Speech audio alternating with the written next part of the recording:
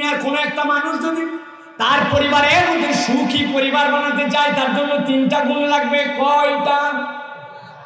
ঘুমায় গেছেন যারা বলেন না, যারা জেগে আছেন তারা বলেন গুণ লাগবে কয়টা? 3টা গুণ লাগবে। কি কি? 8 নম্বর গুণ ওই পরিবারের জন্য লাগবে পবিত্রতা। যদিও আমাদের বগুড়া অঞ্চলে এই গুণের দরকার নাই। বগুড়া অঞ্চলে সুখী পরিবারের সংজ্ঞা হচ্ছে বিয়ে শাদী করার পরে 2টি সন্তানই যথেষ্ট, একটি হলে ভালো, আর না হলে তো কথাই নাই, সলসলা আরো ভালো। এই যে বলছেন আরো না হলে, তাই নাকি? খেলা বুঝতে পারতেছে এখন অনেকে। সন্তান 2টা 3টা আছে, কেউ কাছে আসে না, লোকজনের অভাব পড়ে গেছে।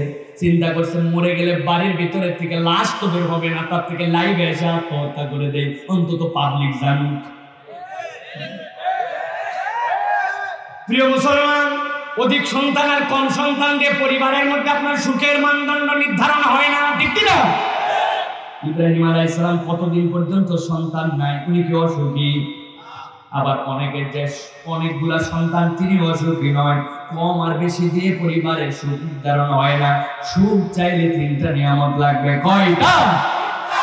1 নম্বরে লাগবে পরিবারের জন্য তয়্যিব। আপনার একটা বিবাহের বন্ধন লাগবে। বিবাহের আগে কোনো সম্পর্ক নাই, কোনো ভালোবাসা নাই, ঠিক কিনা? বুঝে না? না বুঝে জিএফ রাখে না, বিদায় করে। ও বাবা, বিরাট ব্যাপার। পরিবারে আপনার জন্য বরকত যদি লাগে, তাহলে বিবাহ দিয়ে আপনার একটা পবিত্রতার সম্পর্ক লাগবে। আপনার এমন পবিত্রতার সম্পর্ক, স্বামী যদি 1 মাস না থাকে, স্ত্রীর প্রতি বিশ্বাস আছে, স্ত্রীর স্বামীর প্রতি বিশ্বাস আছে, নিজেদের চরিত্র নিয়ে কোনো কথা নাই, ওইটা হচ্ছে একটা মানুষের জন্য বড় নিয়ামত, ঠিক না? কিন্তু দেখি তো আমরা উল্টা।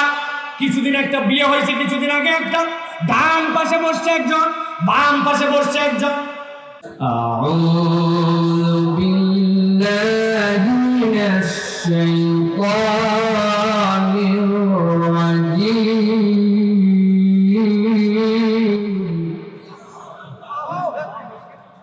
বিসমিল্লাহির রাহমানির রাহিম।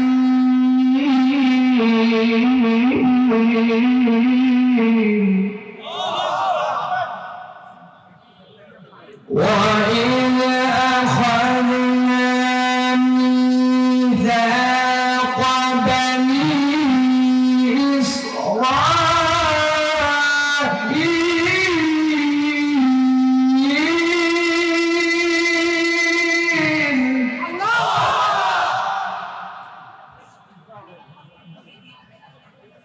بَنِي إسرائيل لا تعبدون إلا الله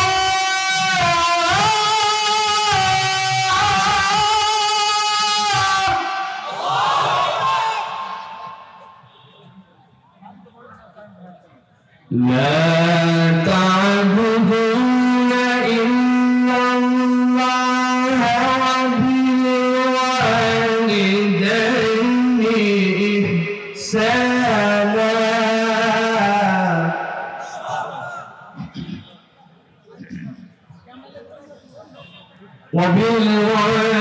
وبالوالدين إحسانا وذي القربى واليتامى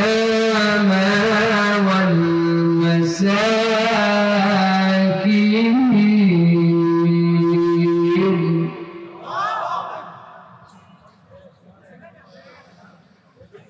وذي القربى واليتامى والمساكين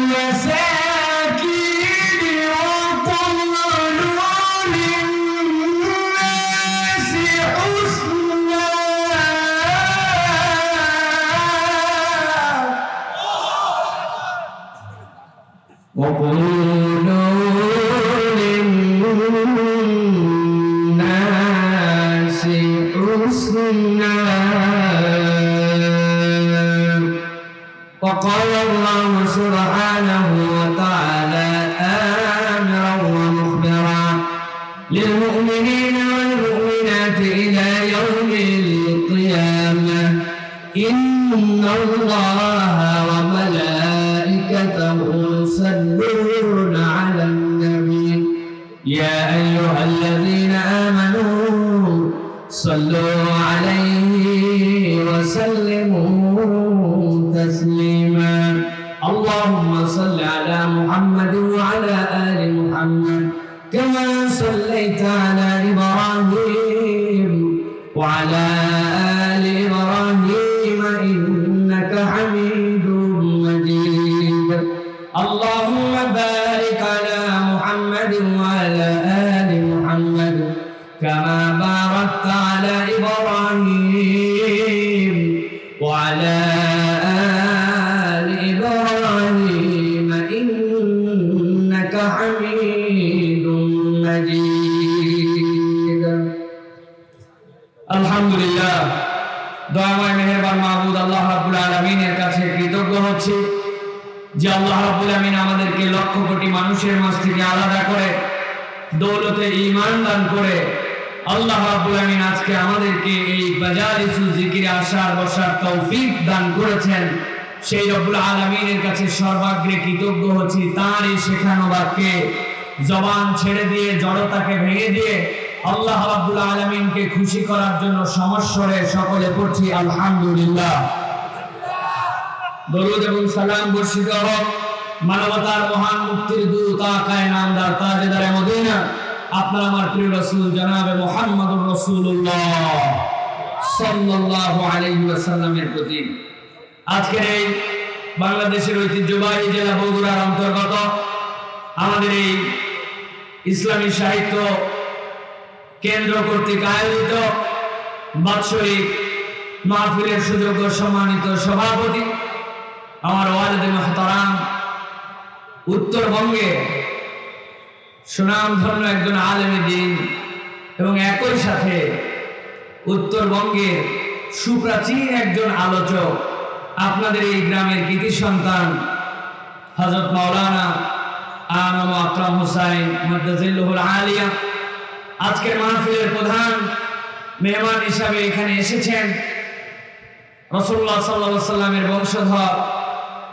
হযরত শেখ আবু বকর আব্দুল হাই মিশকাত সিদ্দিকী আল কুরাইশি আপনাদের সামনে কথা বলার জন্য ইতিমধ্যে এসে উপস্থিত হয়েছেন সারা বাংলার মধ্যমপন্থী উলামায়ে কেরাম যারা উম্মার ক্ষেত্রে আদর্শিকভাবে ঐক্যকে চান, উম্মত দরদি আলেম যারা, তাদের মধ্যে অন্যতম শেখ আহমদুল্লাহ হাফিজাহুল্লাহ। আমার সামনে উপবিষ্ট সম্মানিত উলামায়ে কেরাম, ফুদালায়ে ইলম, বিভিন্ন দূর দূরান্ত থেকে আগত সম্মানিত মেহমান, আমার প্রাণ প্রিয় তরুণ এবং যুবকেরা, স্নেহের ছোটরা, পর্দার আড়ালে চারটা আলাদা আলাদা প্যান্ডেল থেকে শুনছেন আমাদের মা এবং বোনেরা, সকলকে একবার সালাম দিয়েছি। আরো একবার আপনাদের কাছে দোয়া করা এবং পাওয়ার আশায় সালাম নিবেদন করি। আসসালামু আলাইকুম ওয়া রাহমাতুল্লাহ। আপনারা ভালো আছেন ভাই? ভালো আছেন? ক্ষুধা নাই তো পেটে? আছে আছে ক্ষুধা আছে। ক্ষুধা দুই ধরনের। একটা ক্ষুধা সাহাবীদের যুগে প্রমাণিত, টানা 5 দিন খান নাই, কিন্তু রাসূলুল্লাহ সাল্লাল্লাহু আলাইহি ওয়াসাল্লামকে দেখছেন, রাসূলের মুখের কথা শুনছেন, ওনারা ক্ষুধার কথা ভুলে গেছেন। সুবহানাল্লাহ। আমরা 5 দিন পারবো না, কিন্তু 2-3 ঘন্টা পারি। অনেক সময় এমন গুরুত্বপূর্ণ কথা শুনি, তন্ময় হয়ে কোরআন সুন্নাহর কথায় ক্ষুধা ভুলে যায়, রোগ ভুলে যায়, আমরা আমাদের ব্যথা ভুলে যাই, আমরা আনন্দে উদ্বেলিত হয়ে কোরআন শুনি, ঠিক কি না? সুতরাং আমরা আজকে কোরআনের ক্ষুধা নিয়ে বসেছি। আল্লাহ যেন আমাদের আশা বসাগুলোকে কবুল এবং মঞ্জুর করেন, বলেন আল্লাহুম্মা আমিন। আমি আপনাদের কাছে অত্যন্ত কৃতজ্ঞতা জানাচ্ছি যে এই মাহফিলে আসলে আমরা ওয়াইজ না, আমরা একরকম আয়োজক। চেষ্টা করেছি আপনাদের জন্য যেন এখানে সুন্দর একটি মাহফিল হয়। আমি 2টি ঘোষণা আপনাদেরকে দিতে চাই। ইসলামী সাহিত্য কেন্দ্র ইসাক, এটা আমরা সকলে মিলে এখানে একটা, আপনারা দেখেছেন একটা মসজিদ হচ্ছে, এখানে যুগ যুগ ধরে মাহফিল হয়েছে। এই মাহফিল অনেকদিন বন্ধ ছিল। আমাদের যোগ্য মানুষজন মিলে আবার সকলে মিলে এই মাহফিলকে চালু করেছে। এই বছরের মাহফিল যদি ইনশাআল্লাহ আমরা সুন্দরভাবে শেষ করতে পারি, আমি বলেছি যে আল্লাহ যদি তৌফিক দান করেন, এই ময়দানে বাংলাদেশে যারা কোরআন সুন্নাহর কথা বলেন, আপনারা শুধু নাম বলে দিবেন, একদিন নয়, আগামী বছর থেকে 2 দিন 3 দিনের মাহফিল হবে। বাংলাদেশের সকল আলেমরা এই ময়দানে আসবে ইনশাআল্লাহ। আপনারা কি চান যে এই মাহফিলটা প্রত্যেক বছর 2 দিন 3 দিন ব্যাপী হোক? রাজি আছেন আপনারা? টান করে হাত তুলতে হবে। আল্লাহকে দেখানোর জন্য ফাঁকি দেওয়া যাবে না। চান তো? চিন্তা করছেন আমার বাড়ি হচ্ছে এইদিকে, আন্দাজে আমি কি জন্য এই চাট করে মাহফিল হোক, আমার কি দুঃখে চাওয়া লাগবে? তাই আপনি কল্যাণের জন্য যদি চান আল্লাহ বরকত দিবে। হাত তো নামাতে বলিনি, তুলতে বলছি, খালি নামাই ফেলছেন আপনারা। টান করে তুলে না, শক্ত করে হাত তোলেন, গলাটা খাকার দেন। এতগুলা লোকের গলা খাকার হয় নাই, মজবুত করে দেন। দিছেন? এবার চাঁদপুরের জমিন থেকে আল্লাহর নাম জোরে করে বলার মতো যাদের সাধ্য আছে তারা হাতগুলা শুধু তুলে রাখেন, আর যারা জোরে বলবেন না নিয়ত করছেন হাত নামায় ফেলেন। নিয়ত করছেন আপনারা? এবার যারা হাত তুলেছেন বুক বরাবর নিয়ে আসেন, বুক বরাবর নিয়ে আসছেন। আমি যখন লিল্লাহে তাকবীর বলবো আপনারা হাতগুলা সব উপরের দিকে তুলে আল্লাহু আকবার বলবেন। পারবেন না ইনশাআল্লাহ? আরে ওই যুবকগুলা হাসতেছে, ওরা 5 বন্ধু এক জায়গায় বসছে, ওরা নিয়ত করছে হুজুর বলছে উপর দিকে, আমি সামনের দিকে দেওয়া যাবে, দিতে হবে কোন দিকে? রাজি তো? দেখে একটা তাকবীর দিয়ে দেখেন তো, লিল্লাহে তাকবীর, লিল্লাহে তাকবীর। আল কোরআনের আলো, আল হাদিসের আলো, তোমার নেতা আমার নেতা, তোমার নেতা আমার নেতা, লিল্লাহে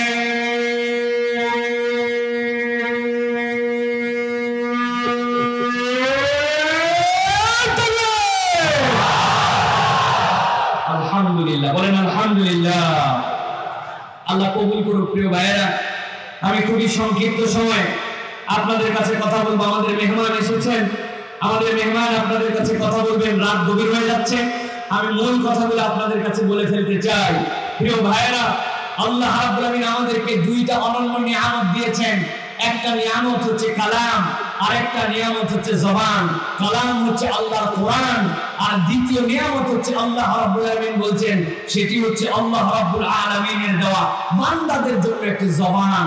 আল্লাহর এই 2 নিয়ামতই আল্লাহ রাব্বুল আলামিন বান্দাদের জন্য অনন্য করেছেন।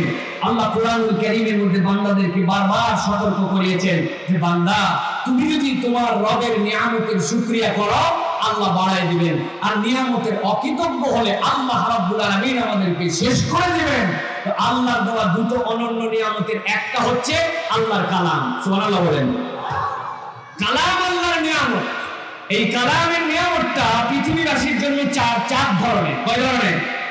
2টা নিয়ামত হচ্ছে জেনারেল, সকল মানুষের জন্য আল্লাহ এই নিয়ামত দিয়েছেন।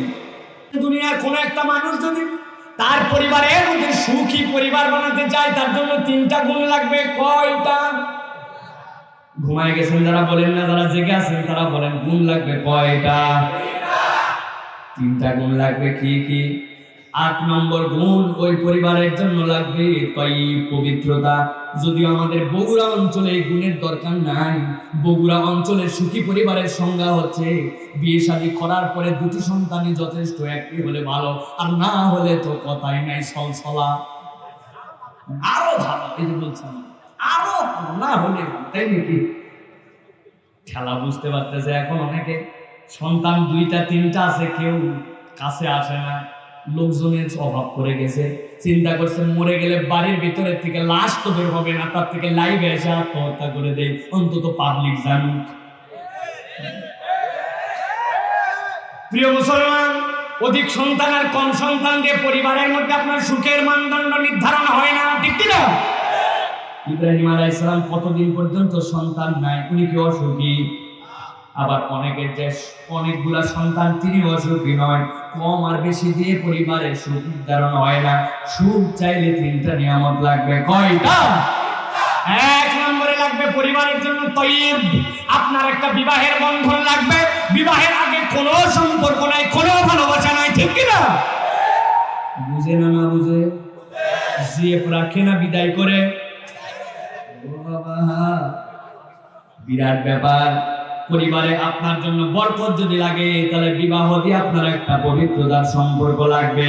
আপনার এমন পবিত্রতার সম্পর্ক, স্বামী যদি 1 মাস না থাকে, স্ত্রীর প্রতি বিশ্বাস আছে, স্ত্রীর স্বামীর প্রতি বিশ্বাস আছে, নিজেদের চরিত্র নিয়ে কোনো কথা নাই, ওইটা হচ্ছে একটা মানুষের জন্য বড় নিয়ামত, ঠিক না? কিন্তু দেখি তো আমরা উল্টা। কিছুদিন একটা বিয়ে হয়েছে, কিছুদিন আগে একটা, ডান পাশে বসছে একজন, বাম পাশে বসছে একজন। তাহলে পরিবারের জন্য বলেছিলাম 3টা নিয়ামত লাগবে। কয়টা? ধরে বলেন কয়টা? কিন্তু আমরা দেখতে পাই তাইয়েব আমাদের ফ্যামিলির মধ্যে নাই। তাইয়েব আমাদের এখন আইডলও না। আমাদের আইডল কোনগুলা? বিয়ের সময় বসছে এই জায়গায়, পাশে বসাইছে আরেকজনকে, এই বসানোর পরে ওই পাশে বসছে 2টা 4টা বাচ্চা কাচ্চা। এখন লোকজন জিজ্ঞাসা করছে, হাজবেন্ডকেও চিনলাম, ওয়াইফরেও চিনলাম, পাশে কারা? বলে পাশে এদের বাচ্চা কাচ্চা। তুই বাচ্চা কাচ্চা নিয়ে বিয়ে করতে আসছে কেন? ভাই এদের মধ্যে মহব্বত হয়ে গেছিল 10 বছর আগে, এরপরে এরা 10 বছর পরে বাচ্চা কাচ্চা হয়েছে, হওয়ার পরে নিয়োগ করছে যে এখন তো আর এমনি এমনি থাকা যায় না, এখন একটু বিয়ে শাদী করা দরকার, এই জন্য এই বাচ্চা কাচ্চা 4টা নিয়ে বিয়ে করতে আসছে। এরকম বিয়ে যে করছে সেই লোকগুলো আবার হচ্ছে আমাদের অনেকের আইডল। এখন কিছুদিন পরে তার জার্সি আমাদের পিঠে আর তার দেশের পতাকা আমাদের ঘরে উঠবে, আছে কি? চিনছেন? রোনাল্ডোকে চিনেন? মেসিকে চিনেন? যুবক, লজ্জা হওয়া দরকার। মুসলমানকে আল্লাহ যেখানে তাইয়্যিব গ্রহণ করতে বলেছেন, সেখানে যারা অপবিত্র তাদের মতো ব্যক্তিত্বরা মুসলমানের সন্তানের কখনো আইডল হতে পারে না, ঠিক কি না? সুতরাং 1 নম্বর লাগবে তাইয়্যিব।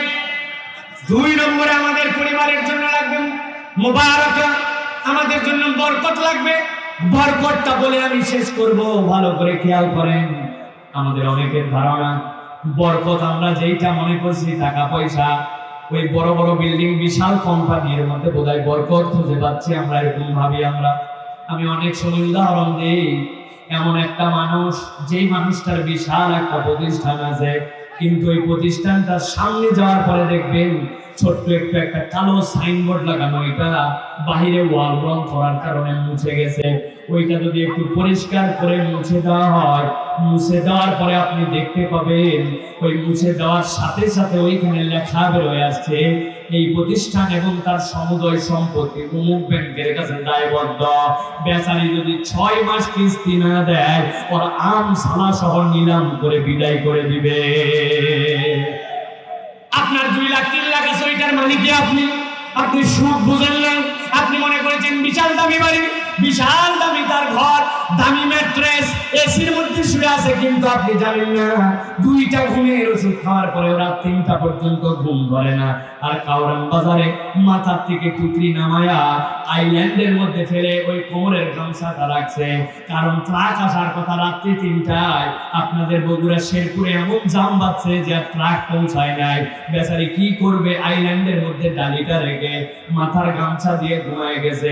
ডান পাশ দিয়ে 10 টনের ট্রাক যায়, বাম পাশ দিয়ে 10 টনের ট্রাক যায়, আর ঘুমের কোনো ডিস্টার্ব নাই।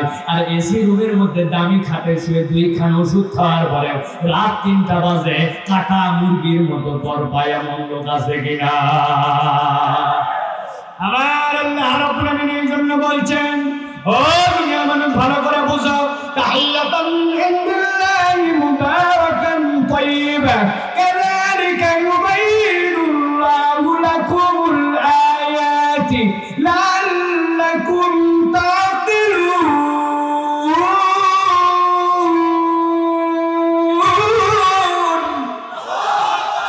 আমি আল্লাহ রাব্বুল আলামিন তোমাদের জন্য যে বর্ণনা দিলাম, এই বর্ণনার মধ্যে আল্লাহ রাব্বুল আলামিন বলেছেন আয়াত আছে, এইটা যদি একবার অনুভব করে নিতে পারো, আমি রব্বুল আলামিন তোমার জন্য এর মধ্যে নিয়ামতের ভান্ডারগুলা ঢুকায় দিব। এই জন্য আপনি যখন আপনার পরিবারের সামনে হাজির হবেন, আপনি যদি আপনার পরিবারের সালাম দিয়ে প্রবেশ করেন, আল্লাহ রাব্বুল আলামিন আপনার পরিবারের মধ্যে এই নিয়ামতগুলা ঢুকায়া দিবেন। সুবহানাল্লাহ। প্রিয় ভাইরা, আমি আর এই বেয়াদবি করতে পারবো না, সাহেব এসে গেছে, আমি আর কথা বাড়াবো না। তবে শেষ কথা বলি প্রিয় ভাইরা, আমরা বসো বসো। প্রিয় ভাইরা, যে কথাটি আমাদের খুব গুরুত্বপূর্ণ, একদম শেষ গুরুত্বপূর্ণ কথা, আমরা উস্তাদ হিসাবে ছাত্রকে সালাম দেই, ছাত্র হিসাবে ওস্তাদকে সালাম দেই, মুরব্বী হিসাবে বড়দেরকে ছোটদেরকে অনেক সালাম দেই, কিন্তু পরিবারের কাছে যে ডাকাডাকির আগে নিজের ফ্যামিলিতে স্ত্রীকে সালাম দেওয়া, এটা আর কোথাও থাকলে আমাদের গ্রামে নেই। কারণ আমাদের গ্রামের লোকের একটু লজ্জা বলে কথা আছে, ঠিক কিনা? নিজের বউরে সালাম দেওয়া যায়? হ্যাঁ, আজকে যদি ওয়াজ শুনে যায় বউরে সালাম দিয়েও ফেলেন যে না আজকে ওয়াজে শুনলাম সালাম দেওয়া লাগবে, ভিতর থেকে বলবে কি হলো, আমি ফাতেমার মা ভুলবাড়িতে আসছেন নাকি, এই জায়গায় তারা সালাম দেওয়ার কি আছে? ঠিক না প্রিয় ভাইয়েরা? এইটা আমাদের আর করতে যাওয়া যাবে না। আমাদের আজকের থেকে শপথ নিতে হবে, পরিবারে বরকত হইলে কলিং বেল চাপার আগে, ডাকার আগে, কেউ শুনুক বা না শুনুক, আপনাকে আমাকে সালাম দিয়ে ঢুকতে হবে, ঠিক কিনা? 2 নম্বর, সালামটা বিশুদ্ধভাবে দিতে হবে। আমরা সালামের প্র্যাকটিসটা 2 ভাবে ভুল করি। একটা অতিমাত্রায় শিখছে তো এমন বলে আসসালামু আলাইকুম রাহমাতুল্লাহি ওয়া বারাকাতুহু মাগফিরাতু ওয়া জান্নাতু রিদওয়ানিন কাসিরান কাসিরান ফাকর। ওরে বাবা দুপচাচিয়া পার, এত দূর না। আসসালামু আলাইকুম রাহমাতুল্লাহ, উত্তর যে দিবে ওয়া আলাইকুম আসসালাম ওয়া রাহমাতুল্লাহ। সালাম আলাইকুম নামে কোনো সালাম নাই, আছে? নবীজি একমাত্র ক্ষেত্রে একদম বদদুয়া শিখাইছেন। আয়েশা রাদিয়াল্লাহু তাআলা বলেন ইয়া রাসূলুল্লাহ, ওরা এসে বলে আসসালামু আলাইকুম ইহুদিরা। আরেকটা কথাও বলে ইয়া মুহাম্মদ রাইনা, রাইনা মানে আমার দিকে তাকাও, কিন্তু মুফাসসিররা ব্যাখ্যা করছেন রাইনা মানে তাকাও না, ইহুদিরা রাইনা মানে বলতো বোকা। রাইনা মানে কি?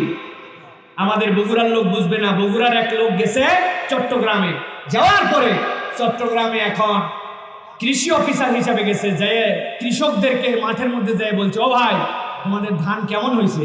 চট্টগ্রামের লোক বলছে স্যার আমাদের ধান গম হয়েছে। বুঝছে বেকুব নাকি রে বেটা, ধান গম হয় কেউ? বলে না স্যার বিশ্বাস করেন এবার আমাদের ধান খুব গম হয়েছে। একজন পাশেরতে বলছে যে স্যার আসলে এখানকার মানুষের গম মানে ভালো, কেনাশন বললে বলে গম আসি, গমালি মানে ভালো, মানে ওরা বুঝাইতে চাইছে যে খুব ভালো ধান হয়েছে, এই জন্য বলছে গম হয়েছে। তো এক এক দেশের কথা এক এক রকম। ইহুদি বলতো রাইনা, তার মানে মুহাম্মদ বোকা। আল্লাহ বলছেন লা তাকুলু রাইনা ওয়া কুলু উনজুরনা।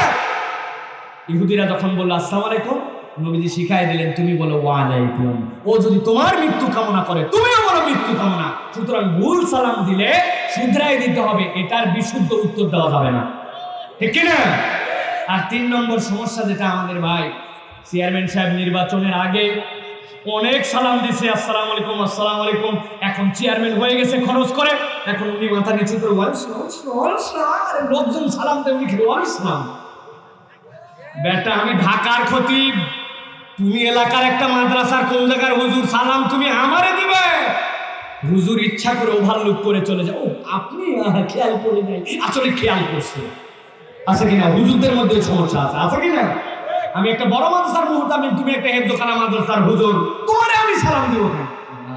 এরকম কিছু করা যাবে? আমাদের মুরব্বীরা আমাদের বাচ্চাদেরকে বকে, হয়ে গেছে ছেলেমেয়েগুলা সালাম কালাম কিছু দেন। আমি বলি চাচা আপনার ভুল হচ্ছে, নবীজি ছোটদেরকে সালাম দিতেন, মুসনাদ আহমদের হাদিস, মুসলিমের হাদিস, আবু দাউদের হাদিস, নবীজি ছোটদেরকে সালাম দিতেন, আপনি না ওদেরকে সালাম দিবেন, আপনি খালি সাটা দেন আর বকা দেন কেন? ঠিক কিনা?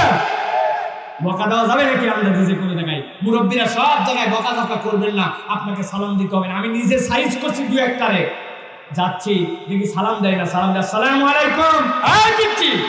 ও আমার সালাম শুনে ও চিন্তা করছে হুজুর যেহেতু আমার মতো ছোট একটা মানুষকে সালাম দিচ্ছে, নিশ্চয় এটার উত্তর ওয়ালাইকুম না ভিন্ন কিছু হবে। উত্তর ভুলে গেছে, কিন্তু অ্যাকশনটা কি রিয়াকশন হয়েছে। পরের দিন আমি ওই দিক দিয়ে মোবাইল নিয়ে যাচ্ছি, হঠাৎ করে ও খেয়াল করছে আগের দিন হুজুর সালাম দিয়ে গেছে, ও সাথে সাথে ও হুজুর হুজুর আসসালামু আলাইকুম হুজুর হুজুর। বাবা যতক্ষণ উত্তর না দেয় ও ততক্ষণ ডাকতেই থাকে। আপনি এই এফেক্ট আমাদের সমাজে হবে। অযথাই খালি যারে তারে বেয়াদব বলে বকা দেন না। আমাদের অনেক মুরব্বির জ্বালায় তো মসজিদে মুসল্লি, বাচ্চা মুসল্লিরা আসে না, আসে না? কোনো একটা বাচ্চা মসজিদে অল্প একটু কথা বলে ফেলছে, অল্প একটু বলছে, উনি নামাজের মধ্যেই শেষ বৈঠকে খালি চিন্তা করছে কখন না আত্তাহিয়াতুলিল্লাহ খালি নামাজটা শেষ হোক, দেখ কি করি আল্লাহুম্মা সাল্লাল্লাহু আলা মুহাম্মদ, দাঁড়া এতক্ষণ লাগবে কেন? দরুদ শরীফ শেষ হয়েছে, হুজুর সালাম আসসালামু আলাইকুম ওয়া রাহমাতুল্লাহ, আসসালাম আছে কিনা? তোর বাপ কেরে এমন ঝাড়া ঝাড়ছে, ও নামাজে আসা বাদ দিছে, ওর বাপও বাদ দিছে, আছে কিনা? প্রত্যেকগুলো পাইছে। এই ঝাড়াঝাড়ি কোথায় পেয়েছেন আপনি? সহিহ হাদিসের মধ্যে আসছে নবীজি সাল্লাল্লাহু আলাইহি ওয়াসাল্লাম একদিন সিজদা থেকে উঠছেন না। সাহাবীরা বেকা হয়ে দেখতেছেন কি রে নবীজির কি হলো, নবীজি উঠেন না কেন? নবী করিম সাল্লাল্লাহু আলাইহি ওয়াসাল্লামের কাঁধের উপরে নবীজির নাতনি বসে আছেন, নাতনি বসে আছেন। নবীজি সালাম ফেরানোর পরে বললেন, ও তো বড় ঘোড়ায় উঠতে পারে না, আমি সিজদায় গেছি মনে করছি যে ছোট ঘোড়া, এই জন্য পিঠের মধ্যে চেপে আছে, আমি চাই নাই তার আনন্দের কমতি হোক, এই জন্য সিজদাটা দীর্ঘ হয়েছে। সুবহানাল্লাহ বাড়িতে যাই বলেন। নবীজি এরকম করে বাচ্চাদেরকে আদর করছেন, কোলে রাখছেন, নামাইছেন, আবার সিজদায় গেছেন, আর আপনি বকা ঝকা করে বিদায় করে দিচ্ছেন। আমিও বলছি আল্লাহর কাছে জান্নাতে গেলে আমি একটা আল্লাহর কাছে আরজি দিব, আল্লাহ আমরা যা চাই তুমি তো তাই দেখাবে। আল্লাহ জান্নাতের মধ্যে আমরা বসে বলবো আল্লাহ একটা ভিডিও দেখতে চাই। এই যে মুরব্বী যে আমাদের ঝাড়ি দিছিল, উনার বয়স যখন 5 বছর, উনি তখন আসরের নামাজের সময় কি করতেছিল? ভিডিও চালু হয়েছে, দেখা যাচ্ছে টায়ার নিয়ে খেলতেছে, টায়ার নিয়ে ঘুরে বেড়াচ্ছে, আছে কিনা? অথবা আমার শেষ কথা প্রিয় ভাইরা, বাচ্চাদেরকে আদর করেন, ছোটদেরকে স্নেহ দেন, ভালোবাসা দেন, এই সমাজটা সুন্দর হবে। ছোটরা যখন মুরব্বীদেরকে সম্মান দিবে, মুরব্বীরা যখন ছোটদেরকে স্নেহ দিবে, এই ভালোবাসা বসা সমাজে আমাদের মসজিদগুলো ভরে উঠবে। পকেটের মধ্যে চকলেট রাখবেন, 5, 10, 20 টাকা রাখবেন, আসরে আসছে বাপ, মাগরিবে আসবে চকলেটটা দিলাম, 2 দিন টানা দেখছি ধর 5টা টাকা দিলাম, দোকানে যে খেয়ে নিবি, জলপান খাবি তুই। আপনি তাকে নামাজের বিনিময়ে দিচ্ছেন না, মসজিদের দিকে তাকে ডেকে ডাকার চেষ্টা করতেছেন, আল্লাহর দিকে তাকে অনুগামী বানানোর চেষ্টা করতেছেন। আল্লাহ আমাদের সমাজটাকে সুন্দর করার তৌফিক দেন, বলেন আল্লাহুম্মা আমিন, বলেন আল্লাহুম্মা আমিন। আমি জানি আজকে আপনারা আমার কথা শুনতে আসেন নাই, আল্লাহ রাব্বুল আলামিনের রহমত যে আপনারা এখানে আসছেন। শাইখ আহমদুল্লাহর কথা আমি এত বড় ধৃষ্টতার আগে কমই করছি যে শাইখকে বসায় রেখে 10 মিনিটের মতো প্রায় নিয়ে ফেলছি। আমি মাপ চাচ্ছি ওনার কাছে, আপনাদের কাছে, আর আপনাদের কাছে অনুরোধ। শাইখ আমার কাছে একটা মজার কথা বলছেন, উনি বলছেন সাইফুল্লাহ ভাই আপনার আলোচনা শেষ, এবার লোক থাকবে সব চলে যাবে তাড়াতাড়ি। আমি বলছি আমাদের এলাকার লোক এরকম না, আপনার সব কথা শুনে এখানকার প্রত্যেকটা বান্দা যাবে, ঠিক কিনা? আছেন তো? কারা কারা চলে যাবেন হাত উঁচু করে দেখায় দেন। ও বাবা সামনে পেছন যাবে, কারা কারা থাকবেন এবার ইনশাআল্লাহ? আর করে করেন লিল্লাহি তাকবীর, হয় না লিল্লাহি তাকবীর। আলহামদুলিল্লাহ। প্রিয় ভাইরা, একটা হারানো বিজ্ঞত মুরগ্রাম, পিতা দুলাল, ছেলে সাফওয়ান, বয়স 10 বছর, হারাই গেছে, খুঁজে পাচ্ছে না। বাচ্চারা পাইলে মসজিদের সামনে নিয়ে আসেন, শাইখ আহমদ মঞ্চে পাঠাই দেন। শাইখ আহমদুল্লাহ এক্ষুনি কথা শুরু করবেন, স্টেজে আসবেন। আমাদের বাম পাশে আমার ভাই, আমার আত্মার সম্পর্ক, যাদের সাথে আপনাদের গুনাহারের নব্য নির্বাচিত চেয়ারম্যান, বিপুল ভোটে বিজয়ী, জনগণের ভালোবাসার রাজ সাক্ষী, আমাদের গার্ডিয়ান পাবলিকেশনের সম্মানিত এমডি আমাদের নূর ভাই আসছেন, আপনাদের কাছে একটা সালাম দিবেন। শাইখ আহমদুল্লাহ কথা শুরু করবেন। জি জি, বসে বসে। আর আমাদের ইসাকের ছেলেরা এই মাহফিলের ইন্তজাম করছে। আমরা চাই নাই যে আমরা আপনাদের কাছে এই যে ভাই 100 টাকা দেন, 500 টাকা দেন, হ্যাঁ আমিন আমিন, আল্লাহ তুমি জামিন হও, জান্নাতে, এই সকল কোনো ওয়াজ হবে না। আপনাদের কাছে ছেলেপেলেরা যাবে, মাহরুমও করতে পারবেন না। নূর ভাই 1 মিনিট কথা বলবে, আর আপনাদের কাছে ছেলেরা ব্যাগে যাবে, পকেটের মধ্যে হাত দেন, সবাই হাত দেন, তাড়াতাড়ি হাত দেন, টাকা বের করেন। 10, 20, 50, 100, 500, একজন বাদ পাওয়া চলবে না। ইউটিউবার থেকে শুরু করে মাইকালা, লাইটওয়ালা, কোনো বাদ নাই। স্টেজে যারা আছেন সবাই আপনারা ঢুকে যাবে, ছেলেরা আপনারা একটু একটু করে সই করেন, কোনো শব্দ হবে না। শাইখ আহমদুল্লাহ স্টেজে বসতেছেন ইনশাআল্লাহ, নূর ভাই সালাম দিবেন বাস।